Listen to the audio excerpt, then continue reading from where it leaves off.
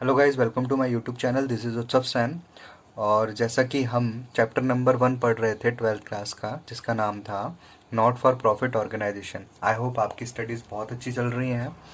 Guys, हमने इससे पहले बहुत सारी चीज़ें पढ़ चुके हैं इस चैप्टर में, जैसे मीनिंग, कैरेक्टरिस्टिक, एनपीओ के फाइनल अकाउंट्स कैसे प्रिपेयर करते हैं, कंसेप्ट ऑफ सब्सक्रिप्शन। साथ ही साथ हमने सब्सक्रिप्शन अकाउंट बनाना भी सीखा था इसके पिछले वीडियो में।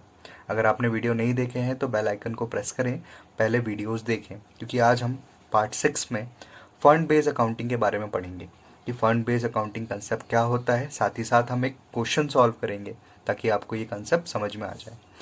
थोड़ा सा रिवाइज करते हैं। फाइनल अकाउंट्स ऑफ एनपीओ 3 तरह के अकाउंट्स प्रिपेयर करता है एनपीओ। पहला, receipt and payment account prepare करता है। आपको याद होगा यहाँ पर रेवेन्यू रिसिप्ट और रेवेन्यू पेमेंट लिखी जाती है। या तो रेवेन्यू रिसिप्ट भी हो सकती है या तो रेवेन्यू पेमेंट भी हो सकती है। इसी तरह से या तो कैपिटल रिसिप्ट भी हो सकती है या तो कैपिटल पेमेंट भी हो सकती है। इन्हें दोनों को ही रिसिप्ट एंड पेमेंट अकाउंट में लिखा जाता है। नेक्स्ट, मैंने आपको बताया था कि इनकम और एक्सपेंडिचर अकाउंट में रेवेन्यू और इनकम एक्सपेंडिचर लिखे जाते हैं जो करेंट ईयर से रिलेटेड होते हैं। इसी तरह से बैलेंस शीट अगर आप बनाओगे तो वहां पर बच्चे कैपिटल नेचर की चीज़ें आपको मिलेगी, या तो वो एसेट होंगी या तो वो क्या होगी, लायबिलिटीज। ठीक है, तो आज हमें यही सीखना है कि बैलेंस शीट में हम कैपिटल नेचर की एसेट और कैपिटल नेचर की लायबिलिटीज को कैसे ट्रीट करेंगे फंड बेस्ड अकाउंटिंग को ध्यान में रखते हुए। मैंने इसी कंसेप्ट को थोड़ा सा लिखने की कोशिश करी है। देखो क्या बोलता है, this is that method of accounting. Fund based accounting क्या होता है? This is that method of accounting, ये ऐसी मैथड ऑफ अकाउंटिंग होता है in which non business organisation या not for business organisation create different funds. ये क्रिएट करते हैं अलग funds for fulfilling special objective, ताकि उनके स्पेशल ऑब्जेक्टिव्स को फुलफिल किया जा सके। All receipt and income related to the fund. अगर आपके पास रिसिप्ट हुई है या इनकम हुई है रिलेटेड टू किससे, इसी फंड से, यही स्पेशल ऑब्जेक्टिव वाले फंड से, आर क्रेडिटेड, उसको हम करेंगे credit. And expenditure related to that fund, अगर एक्सपेंडिचर हो रहे हैं उस फंड से रिलेटेड तो उसे हम करेंगे डेबिट। सर ये दोनों क्या है, डेबिट और क्रेडिट? बेटा नॉमिनल अकाउंट रूल पढ़ा था आपने, debit all the expenses losses, तो एक्सपेंसेस को हमें कर देना है डेबिट। इसी तरह से इनकम और गेन को हम कर देंगे क्रेडिट। इसी तरह से this way each fund has separate existence, उस फंड की, हर अलग अलग फंड की सेपरेट एग्जिस्टेंस होगी। करना क्या है, हमें कैपिटल फंड या स्पेसिफिक फंड में से उसी रिलेटेड इनकम को ऐड कर देना है बच्चे, और लेस कर देना है एक्सपेंसेस को। ठीक, बैलेंस शीट में किधर आएगा, बैलेंस शीट में शो होगा, लाइबिलिटी में सारी चीज़ें बताऊंगा क्यों। एसेट की साइड नहीं, पहले हमें उस फंड को लिखना है, उनकी इनकम को ऐड कर देना है, एक्सपेंसेस को लेस कर देना है, हमारा ट्रीटमेंट हो जाएगा। नोट वगैरह हम आगे देखते हैं, है ना। चलिए इसको प्रैक्टिकली समझने की कोशिश करते हैं, सर बोलना क्या चाह रहे हैं। देखो एक एग्जाम्पल क्रिएट करने की कोशिश करता हूँ। फॉर एग्जाम्पल, ये एक एनपीओ है, नॉट फॉर प्रॉफिट ऑर्गेनाइजेशन है। ये स्पोर्ट्स फैसिलिटीज़ के लिए बनाया गया, मतलब स्पोर्ट्स इंडोर आउटडोर गेम खिलवाता है लोगों को, सोशल वेलफेयर के लिए बनाया गया, मतलब स्पोर्ट्स के लिए अवेयर करता है। फॉर एग्जाम्पल ये क्रिएट हुआ आगे, क्योंकि ये एनपीओ है, सेल तो करेगा नहीं, इसके पैसे आने के कारण कौन कौन से होंगे, तो डोनेशन हो सकता है सर, एंट्रेंस फीस हो सकती है, एंट्रेंस फीस के रूप में ये पैसे ला सकता है, इसके साथ साथ सब्सक्रिप्शन भी रिसीव कर सकता है। ठीक है, तो हम सपोज करते हैं एक दिन कोई मिस्टर एक्स नाम का बंदा आया, इन्होंने इस एनपीओ की सर्विसेज को रिसीव किया और इनको फैसिलिटीज़ बहुत अच्छी पसंद आई। ठीक है, इन्होंने क्या करा, इन्होंने सोचा मैं डोनेट कर देता हूँ, है ना, डोनेशन दे देता हूँ 10 लाख रुपए। इन्होंने इस एनपीओ को 10 लाख रुपए डोनेट कर दिए। ध्यान देना, ये भी एक पर्टिकुलर डोनेशन या ये भी एक पर्टिकुलर फंड बना सकते हैं, या अलग से भी इनको रिसीव हो सकता है कुछ पैसा। तो हमने एग्जाम्पल लिया है कि अलग से पैसा रिसीव हो रहा। जब ये एक्स पैसा दे रहा था, उसने कहा कि मैं चाहता हूं कि आप एक स्पोर्ट्स या आप एक टूर्नामेंट कराएं, एक टूर्नामेंट ऑर्गेनाइज कराएं। ध्यान देना, जैसे ही इसने एक स्पेसिफिक कंडीशन डाली कि मैं इस पैसे से चाहता हूं कि आप क्या क्रिएट करें, टूर्नामेंट, तो ये बेटा एक बन गया है स्पेसिफिक फंड। क्या बन गया है? Specific fund. ठीक, मतलब अगर ये एनपीओ इस पैसे को रिसीव करता है तो उनकी लायबिलिटी बनती है या उनका दायित्व बनता है, चिंता बनती है कि उनको ये टूर्नामेंट कराना पड़ेगा। समझ आया? इसीलिए मैंने कहा था शुरू में ही कि अगर स्पेसिफिक कॉज के लिए कोई भी फंड क्रिएट होता है तो हम उसको क्या बोलते हैं? हम उसको बोलते हैं कैपिटल फंड। क्या बोलेंगे? Capital fund. क्योंकि कैपिटल फंड है तो हमने पढ़ रखा है ये लायबिलिटी होगा, तो हमें उसे कहाँ दिखाना है? बैलेंस शीट में, लायबिलिटी साइड। तो अगर हमें बैलेंस शीट क्रिएट कर रहे होंगे या बना रहे होंगे तो ये लायबिलिटी साइड दिखेगा। कैसे? तो हम लिख देंगे किसके लिए दिया था? टूर्नामेंट के लिए। तो हम कहेंगे टूर्नामेंट फंड मिला हमें स्पेसिफिक फंड 10 लाख। पहला पॉइंट समझ में आया कि ये लायबिलिटी होगी, स्पेसिफिकली बोल के दी गई है, इसीलिए लायबिलिटी होगी, हमने इसे दिखा दिया। आगे सपोज करते हैं इस एनजीओ ने ये सोचा कि हम 1 साल बाद ये टूर्नामेंट ऑर्गेनाइज करेंगे। उस 1 साल के बीच में उन्हें प्रिपरेशन तो करनी होगी। जब वो प्रिपरेशन कर रहे थे तो उन्हें टूर्नामेंट कराने के लिए कुछ एडवर्टीजमेंट का खर्च करना पड़ा और वो था 1 लाख रुपए, है ना, एग्जाम्पल के रूप में ले। किसके लिए था? ध्यान देना, क्योंकि क्या कराना है? टूर्नामेंट कराना है और टूर्नामेंट के लिए ही एक्सपेंस हो रहा है। तो हमने पढ़ रखा था ना बेटा कि अगर कोई भी एक्सपेंसेस होंगे, देखो expenses related to that fund, उसे क्या कर देना है? डेबिट, यानी माइनस कर देना है। तो हमने खर्चा किसके लिए किया? टूर्नामेंट के लिए। तो हम उसी टूर्नामेंट फंड में से लेस कर देंगे कौन से एक्सपेंसेस? टूर्नामेंट या एडवर्टाइजमेंट एक्सपेंसेस। कितने थे वो? 1 लाख। ध्यान देना, यही मैंने आपको समझाया था कि अगर कोई स्पेसिफिक फंड बना है तो सबसे पहले उसको कहाँ दिखाओ? लायबिलिटी साइड दिखाओ, प्लस उससे रिलेटेड एक्सपेंसेस को उसमें क्या कर दो? लेस कर दो। अगर उससे रिलेटेड कोई इनकम होती है जनरेट, ठीक है, इनकम होती है, सपोज करते हैं 2 लाख रुपए उसकी इनकम हुई। सर इनकम कैसे हो सकती है? हो सकता है बेटा उन्होंने और पैसा कहीं से निकाला और कुछ पैसे इन्वेस्ट कर दिए, या कुछ लोगों ने ये देखा कि टूर्नामेंट हो रहा है, हम भी कुछ डोनेट कर देते हैं, तो हो सकता है उनको पैसे मिल गए हों। तो उनको पैसे मिले, किसके लिए मिले? इसी स्पेसिफिक फंड के लिए मिले। तो हम उसको क्या करेंगे? ऐड कर देंगे, ठीक है। तो टूर्नामेंट जो इनकम आएगी या डोनेशन आएगा उसको ऐड कर देंगे। कितना डोनेशन आया था? 2 लाख। ठीक। ट्रीटमेंट कैसे होगा इसका? तो 10 - 1 9 और 2 11। समझ में आया? इसको टैली करने की ज़रूरत नहीं है क्योंकि ये एक्सट्रैक्ट है, हमें सिर्फ ट्रीटमेंट के लिए बनाया हुआ था। ठीक। आगे एक पॉइंट और आपको बताना है। देखो सपोज इन्होंने क्योंकि इन्हें 1 साल बाद ये टूर्नामेंट कराना था, हो सकता है ये क्या करे कि उस 1 साल के बीच में कोई इन्वेस्टमेंट कर दे। सर इन्वेस्टमेंट मतलब वो कोई पैसा मार्केट में इन्वेस्ट कर दे, ताकि उनका फंड और बढ़ जाएगा ना बेटा, पैसा आएगा, बढ़ जाएगा। अगर वो कोई इन्वेस्टमेंट करते हैं, जैसे मैंने कहा कि टूर्नामेंट इन्वेस्टमेंट कर दिया उन्होंने 1 लाख रुपए का, मार्केट में पैसे लगा दिए, तो ध्यान देना ये इन्वेस्टमेंट एसेट क्रिएट कर रही है, मार्केट में पैसा लग रहा है और उससे 1 लाख रुपए की इन्वेस्टमेंट खरीदी। तो हम यहाँ लिखेंगे उसको इन्वेस्टमेंट इन टूर्नामेंट, है ना, टूर्नामेंट में इन्वेस्ट किया कितना? 1 lakh.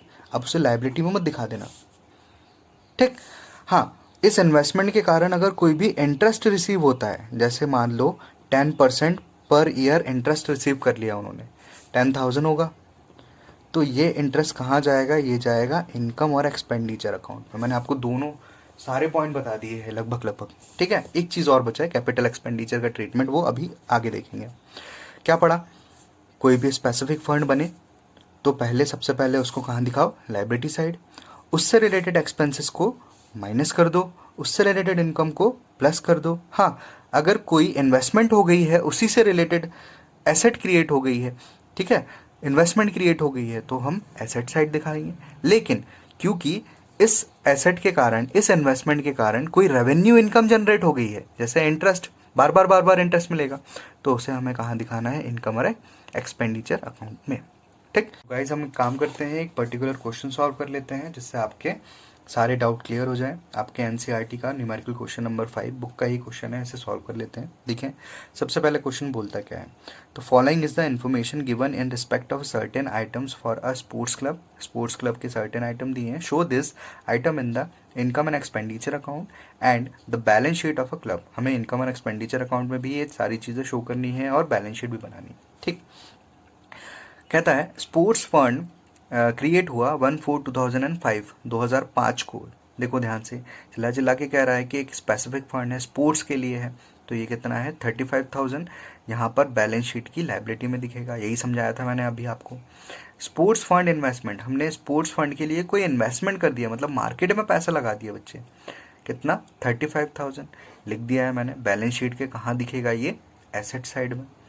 Interest on sports fund, ध्यान देना, इन्वेस्टमेंट से नहीं आया, किससे आया, स्पोर्ट्स फंड से आया। यानी ये इसी पर्टिकुलर फंड की इनकम है, और पर्टिकुलर फंड की इनकम कहाँ जाती है, उसी बैलेंस शीट में उस फंड में क्या करते हैं, उसको ऐड कर देते हैं। डोनेशन फॉर स्पोर्ट्स फंड, यानी हमें और डोनेशन मिल गया, तो हम क्या करेंगे, और डोनेशन मिल गया तो उसी पर्टिकुलर फंड में क्या करेंगे, उसको ऐड कर देंगे।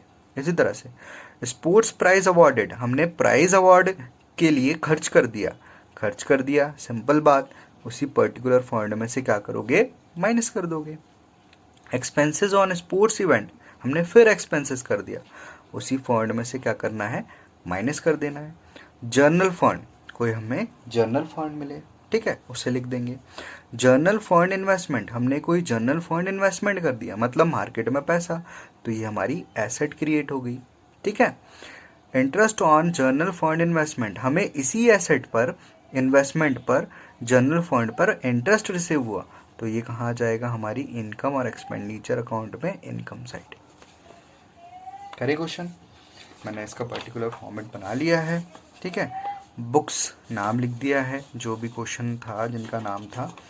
आगे इनकम और एक्सपेंडिचर अकाउंट बनाया है। इनकम साइड डेबिट और क्रेडिट साइड होगी हमारी, है ना, ये इनकम साइड होगी, एक्सपेंस साइड होगी। मुझे पता था इनकम जर्नल फंड इन्वेस्टमेंट में इंटरेस्ट आ रहा है, तो मैंने लिख दिया interest on journal fund investment कितना, 8,000। ठीक है, हमें इसे टैली नहीं करना, एक्सट्रैक्ट है, क्योंकि सिर्फ ट्रीटमेंट के लिए बताना है आपको। आगे बैलेंस शीट बनाते हैं बेटा, बैलेंस शीट का ट्रीटमेंट देखते हैं कि बैलेंस शीट कैसे बनेगी। ठीक, तो बैलेंस शीट के लिए हमें क्वेश्चन पूरा पढ़ना पड़ेगा। लायबिलिटी साइड किस तरह से ट्रीट करेंगे, सबसे पहले हम वो पर्टिकुलर फंड ढूंढेंगे जो करने वाले हैं। पर्टिकुलर फंड कौन सा था, स्पोर्ट्स फंड, तो हमने लिख दिया यहाँ पर कि हमें एक स्पोर्ट फंड मिला। कितने का था वो, तो ये था 35,000, लिख दिया। अब स्पोर्ट्स फंड इन्वेस्टमेंट, हमने एक स्पोर्ट्स फंड क्या कर दिया बेटा, इन्वेस्टमेंट कर दिया। ठीक है, तो स्पोर्ट्स फंड इन्वेस्टमेंट यहाँ आ जाएगा, तो हम लिखेंगे स्पोर्ट्स फंड इन्वेस्टमेंट। ठीक है, स्पोर्ट्स फंड इन्वेस्टमेंट कितना है, तो ये है आपका, कितना था ये स्पोर्ट्स फंड इन्वेस्टमेंट, 35,000 का। ठीक है, आपको शायद दोनों चीज़ें नहीं दिख पा रही है, ऐसे कर लेते हैं कि दिख जाए आपको दोनों चीज़ें। ठीक, चलो आगे स्पोर्ट्स फंड इन्वेस्टमेंट लिख दिया। फिर बोला इंटरेस्ट ऑन स्पोर्ट्स फंड, भैया इंटरेस्ट मिल गया हमें स्पोर्ट्स फंड में, तो मैंने उसकी रिलेटेड इनकम ऐड कर दी, लिखा इंटरेस्ट ऑन स्पोर्ट्स फंड, कितना है 4,000, तो हमने लिख दिया 4,000। आगे इंटरेस्ट ऑन स्पोर्ट्स फंड हो गया है। डोनेशन फॉर स्पोर्ट्स फंड, हमें और डोनेशन मिल गया, तो हम ऐड कर रहे हैं सारी इनकम को, तो लिखेंगे डोनेशन फॉर स्पोर्ट्स फंड। कितना डोनेशन मिला है, 15,000। यहाँ तक समझ में आया। हमने सिर्फ क्या करा है, एक फंड क्रिएट किया, उसी से रिलेटेड इनकम को ऐड कर दिया, उसी से रिलेटेड और इनकम को ऐड कर दिया। आगे बढ़ते हैं, ये पॉइंट हो गया। स्पोर्ट्स प्राइज अवॉर्डेड, यानी हमें स्पोर्ट्स प्राइज के लिए कोई एक्सपेंसेस कर दिया, तो हमें क्या करना है, लेस उसी फंड से रिलेटेड इनकम को, एक्सपेंसेस को, तो हम लिखेंगे स्पोर्ट्स प्राइज अवॉर्डेड, कितना अवॉर्ड किया, कितना एक्सपेंस किया है, तो ये है बेटा 34 नहीं 10,000, 10,000।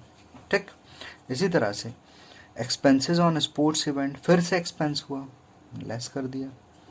Expenses on sports event, event कराने के लिए हमें एक्सपेंस करना पड़ा, कितना था बेटा वो, तो वो था 4,000 का। ठीक, सारी चीज़ें हो गई है, क्योंकि अब स्पोर्ट्स पर्टिकुलर फंड से रिलेटेड कोई भी चीज़ नहीं बची है, बचा है सिर्फ जर्नल फंड, तो जर्नल फंड को अलग ट्रीट करेंगे। ठीक, तो हम इसका टोटल लगाएंगे 35,000 प्लस 4,000 प्लस 15,000 और उसमें से 10,000 यानी टोटल 14,000 माइनस करेंगे, तो हमारा आंसर आएगा 40,000। समझ में आया? हमने सिर्फ ट्रीट किया जो समझा था, फंड क्रिएट किया, फंड में से ही रिलेटेड इनकम को प्लस कर दिया, रिलेटेड एक्सपेंसेस को माइनस कर दिया, कोई इन्वेस्टमेंट थे उसको लिख दिया, उसी इन्वेस्टमेंट से कोई इनकम जनरेट हुई थी, इनकम और एक्सपेंडिचर अकाउंट में दिखा दी। ठीक बेटा, आगे बचा है क्वेश्चन अभी। जनरल फंड कितने के थे, 80,000, स्पेसिफिक नहीं था, फंड तो था, तो हमने कहा ये जनरल फंड कितने के थे, तो ये थे 80,000 के, तो हमने लिख दिया 80,000 का फंड मिला भाई। ठीक है, अब आगे और क्या क्वेश्चन कहता है, जनरल फंड इन्वेस्टमेंट हुए, तो जनरल फंड इन्वेस्टमेंट कितने हुए हैं, 80,000 के, तो देखो फिर से इन्वेस्ट बाहर पैसा गया, तो हमने कहा जनरल फंड क्या करा, इन्वेस्टमेंट करा, बाहर पैसा लगाया, कितना था 80,000, तो लिख दिया 80,000 ना, हाँ 80,000। ठीक, एक्सट्रैक्ट है तो ऊपर हम एक्सट्रैक्ट भी लिख सकते हैं या सीधा लाइन खींच देंगे, हमारा ट्रीटमेंट। तो आई एम श्योर आपको समझ में आया होगा कि हमने क्या समझा था। हमने यही समझा था कि उस पर्टिकुलर फंड की इनकम को प्लस करना है, एक्सपेंसेस को माइनस करना है, तो हमने वही करा। नई चीज़ ये थी हमारे पास, इन्वेस्टमेंट थे इसलिए हमने उसको एसेट साइड लिख दिया, उसी रिलेटेड इनकम इंटरेस्ट को हमने कहाँ लिख दिया, इंटरेस्ट ऑन इन्वेस्टमेंट के नाम से इनकम और एक्सपेंडिचर अकाउंट। ठीक है, आगे एक चीज़ और बचा है, बस ये कंसेप्ट खत्म। मैंने आपको कहा था जब तक ये सारी चीज़ें हो आप ऐसे ट्रीट करोगे। बस नोट, अगर आपको कैपिटल एक्सपेंडिचर हो गए, इन सारी चीज़ों में कैपिटल एक्सपेंडिचर हो गए, क्रिएट हो गए, अगर नहीं हुए तो ठीक है आप ऐसे ही एडजस्टमेंट करोगे। इफ़ यस, अगर आपके कैपिटल एक्सपेंडिचर क्रिएट हो गए, क्या हो रहा है मैं बता रहा हूँ, तो आपको क्या करना है, कैपिटल एक्सपेंडिचर क्रिएट करने पर आपको थोड़ा सा अलग ट्रीटमेंट करना है। ठीक है, देखो कैसे। सबसे पहले व्हेन कैपिटल एक्सपेंडिचर इनकर्ड, अगर कैपिटल एक्सपेंडिचर इनकर्ड हो जाता है फ्रॉम द फंड, उसी फंड से, इट डिक्रीज द फंड, वो फंड को डिक्रीज कर देगा, but in same time it will increase the capital fund, वो कैपिटल फंड को इंक्रीज भी कर देगा। क्या बताया सर आपने, दोबारा से बताओ। देखो फॉर एग्जांपल यहाँ पर मैंने एक एग्जांपल लिया था ना अभी, कि एक एनपीओ है, नॉट फॉर प्रॉफिट ऑर्गेनाइजेशन है, और उसे स्पोर्ट्स फंड के नाम पे 10 लाख रुपीज़ मिले हैं। इसी को आगे बढ़ाते थोड़ा सा चेंज करके, है ना। ठीक है, फॉर एग्जांपल उन्होंने क्या करा, ये पैसे रिसीव करे, अब हमने कहा था 1 ईयर बाद ये एक टूर्नामेंट कराएंगे। ठीक है, टूर्नामेंट कराने वाले हैं, तो टूर्नामेंट तो करा दिया, कराने के लिए रख दिया पैसा। अब क्या हुआ, 1 साल के अंदर उन्होंने कुछ एक्सपेंसेस करे, कुछ इनकम करी, तो वो इसमें से एडजस्ट कर देंगे। लेकिन क्या हुआ, उन्होंने ये सोचा कि भाई बार बार टूर्नामेंट कराएंगे, तो उन्होंने एक बिल्डिंग परचेस कर ली कि भाई वहाँ ही टूर्नामेंट हो जाए। उन्होंने बिल्डिंग परचेस कर ली। जैसे ही उन्होंने बिल्डिंग इस फंड से परचेस करी, देखो इंटेंशन वही था, टूर्नामेंट कराना था, टूर्नामेंट कराने के लिए एक बिल्डिंग परचेस कर ली कि भाई वहीं टूर्नामेंट कराएंगे। तो ये हमारी एक कैपिटल एसेट, या हम कहेंगे ये कैपिटल एक्सपेंडिचर क्रिएट हो गया। क्या हुआ, कैपिटल एक्सपेंडिचर क्रिएट हो गया। कैपिटल एक्सपेंडिचर के क्रिएट होने पर क्या करेंगे सर, तो आपको थोड़ा सा अलग ट्रीटमेंट करना है। अगर कोई एसेट कंस्ट्रक्ट हो जाए या कैपिटल नेचर की एसेट जनरेट हो जाए उसी फंड से एक्सपेंसेस में, तो आपको 2 ट्रीटमेंट करने हैं। 2 ट्रीटमेंट कौन से, तो 2 ट्रीटमेंट ये रहे, आपको शायद बताना रह गया है। ठीक है, देखो स्पेसिफिक फंड अगर बना है, उससे रिलेटेड रेवेन्यू चीज हो रही है, मतलब बार बार एक्सपेंस हो रहे हैं, तो हम क्या करते थे, it will decrease the specific fund. उस फंड में से हम उस एक्सपेंसेस को क्या करते थे बच्चे, अभी पढ़ा है, माइनस कर देते थे। इनकम होती थी तो प्लस कर देते थे। लेकिन अगर कैपिटल एक्सपेंडिचर हो रहा है तो ध्यान देना, दो चीजें करनी है। It will decrease the specific fund, वो स्पेसिफिक फंड को डिक्रीज करेगा, एट सेम टाइम में वो इंक्रीज भी करेगा कैपिटल फंड को। कैसे बता रहा हूँ, देखो यहाँ पर मैंने ये अपनी लाइबिलिटी साइड क्रिएट करी। ठीक, अब मेरे कैपिटल एक्सपेंडिचर मान लो मैंने 5 लाख रुपए से एक बिल्डिंग परचेस कर ली। कैपिटल एक्सपेंडिचर हुआ, बार बार नहीं होता है, तो मेरा ट्रीटमेंट कैसा होगा, मैं यहाँ लिखूंगा मेरा स्पोर्ट्स फंड था 10 लाख, मैंने एक्सपेंस किया, भले वो कैपिटल एक्सपेंस था, एक्सपेंस तो था, मैं यहाँ माइनस करूँगा स्पोर्ट्स या टूर्नामेंट एक्सपेंस, है ना, आप कुछ भी लिख सकते हो। आगे 5 लाख, जो क्वेश्चन में होगा वैसे वो लिखना। 5 लाख कितना आएगा, ये 5 लाख। ठीक, लेकिन ध्यान दो, ये पैसे, देखो ये पैसे गए, लेकिन इस पैसे के बदले में क्या आ गई, बिल्डिंग आ गई। यानी एक्चुअली फंड में से कुछ हुआ ही नहीं, उसका फॉर्म चेंज हो गया। तो अगर कैपिटल एक्सपेंडिचर हो रहे हैं तो आपको क्या करना है, कैपिटल एक्सपेंडिचर दो तरह से ट्रीट करेगा। पहला तो वो माइनस, यानी उस फंड को कम कर देगा। इसी तरह से आपकी जो भी कैपिटल होगी, पूंजी होगी, उसको वो बढ़ा देगा। यानी यहाँ पर आपको स्पोर्ट फंड्स में ऐड कर देना है 5 लाख रुपए। ठीक है, ये मैंने यही लिखा था यहाँ पर आपको समझाने के लिए। देखो इट विल डिक्रीज, वो डिक्रीज करेगा स्पेसिफिक फंड को, एंड एट सेम टाइम उसी समय इंक्रीज भी कर देगा वो अपने कैपिटल या स्पेसिफिक फंड को। तो यही करा, यहाँ से डिक्रीज किया क्योंकि पैसे कम हो गए थे, लेकिन फॉर्म चेंज हो गई, फॉर्म चेंज के कारण बिल्डिंग आ गई, तो मैंने स्पोर्ट्स बिल्डिंग नाम से उसकी एंट्री वापस कर दी। ठीक, समझ में आ गया होगा। एक ट्रीटमेंट और करना है बच्चे, देखो 5 लाख रुपए से, ठीक है, ये कुछ गया नहीं फंड से, लेकिन बिजनेस से तो कैश गया होगा, 5 लाख का कैश चला गया ना, लेकिन उसके पास क्या आया, बिल्डिंग आई, यानी एसेट क्रिएट हुई। तो हम यहाँ पर लिख सकते हैं स्पोर्ट्स बिल्डिंग, यानी हमें एक एसेट मिल गई, कितने की, 5 लाख की। तो एक्चुअली आपके 3 ट्रीटमेंट होंगे।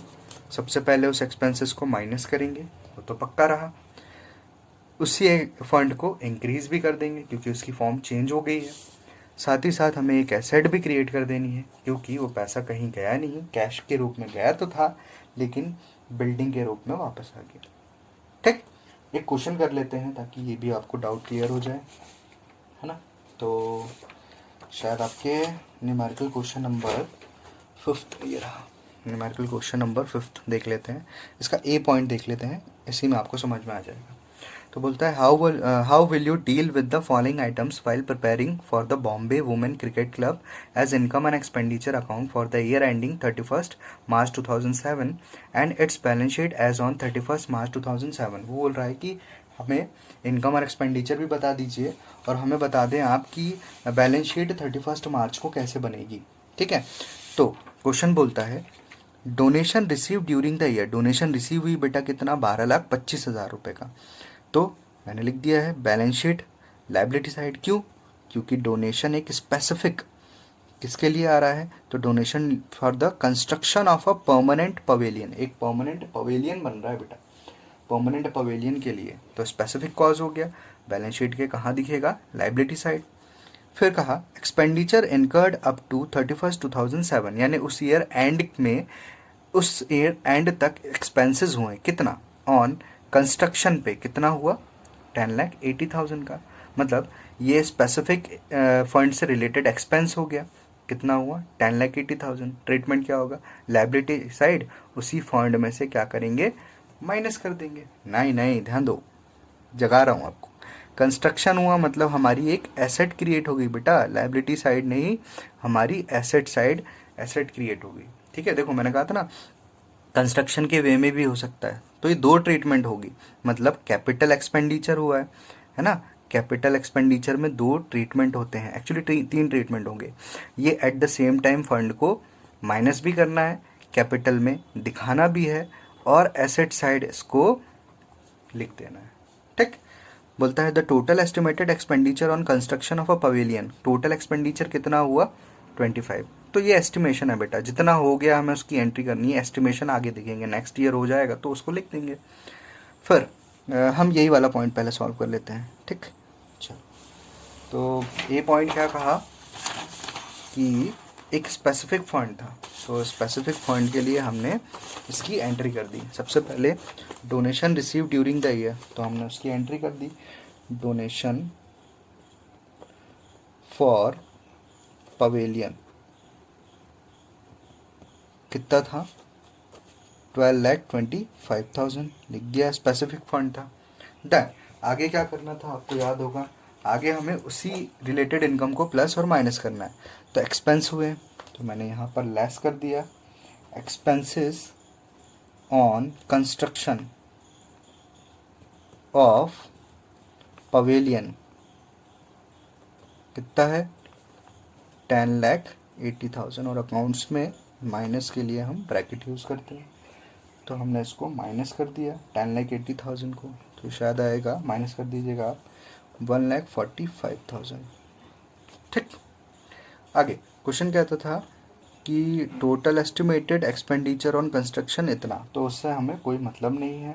आगे एक्सपेंसेस, क्वेश्चन ने और क्या कहा, तो क्वेश्चन ने बस अब हमें ध्यान देना है, एक्सपेंसेस कंस्ट्रक्शन के हुए यानी कैपिटल एक्सपेंडिचर क्रिएट हुआ, तो हमें क्या करना है, यहाँ पूरी कैपिटल में से हमें क्या करना है, ऐड कर देना है क्या, यही, क्योंकि एक्सपेंसेस हुए थे तो हम बोलेंगे यहाँ पर हमें क्या हुआ, पवेलियन जो कंस्ट्रक्शन कराया यानी कंस्ट्रक्शन हुआ कितने का 10,80,000 का। देखो 2 ट्रीटमेंट करवा दिए, यही कैपिटल एक्सपेंडिचर यहाँ लेस हुआ और यहाँ पर जाके ऐड हो गया, साथ साथ हमारी एसेट क्रिएट हो गई। तो हम लिख देंगे यहाँ पर कंस्ट्रक्शन ऑफ पवेलियन, तो कितना हो गया 10,80,000। समझ आया हमने क्या करा, जैसे ही हमें कैपिटल एक्सपेंडिचर मिला पहले लेस करा, एट सेम टाइम उसको ऐड करा और उससे एसेट क्रिएट कर दिया। हमें टोटल लगाने की ज़रूरत नहीं है क्योंकि एब्स्ट्रैक्ट हम सिर्फ ट्रीटमेंट बता रहे हैं। तो आई एम श्योर आपको समझ में आया होगा। वीडियो लाइक करें, शेयर करें, सब्सक्राइब करें चैनल को। नेक्स्ट वाले टॉपिक में हम कंज्यूमर जो मटेरियल कंज्यूम वाला टॉपिक है उसको कवर करेंगे। तब तक के लिए बाय बाय, टेक केयर।